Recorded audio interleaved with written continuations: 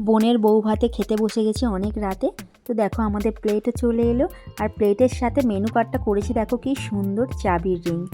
তো কত কিছু মেনু করেছে দেখো। এখানে প্রথমেই চলে এসেছিল ফিশ ফ্রাই। তো পুরো ভেটকি মাছের ফিশ ফ্রাই ছিল, আর খুব সুন্দর খেতে ছিল। তার সাথে ছিল কাসুন্দি। তারপর বাটোরা, কিমা চানা, সাদা ভাত, সবজি, ডাল, ছিল ঝুরি আলু ভাজা। তো ঝুরি আলু ভাজা ডাল দিয়ে একটু ভাত খেয়ে নেওয়ার পর তারপর এলো কাতলা কালিয়া। কাতলা কালিয়াটা একটু ঠান্ডা হয়ে গেছিলো শীতকালের দিনে, বুঝতেই পারছো। তারপর এলো শোষ টপার মটন। তো মটনটাও দারুণ খেতে হয়েছিল, পুরো রেওয়াজি খাসি ছিল।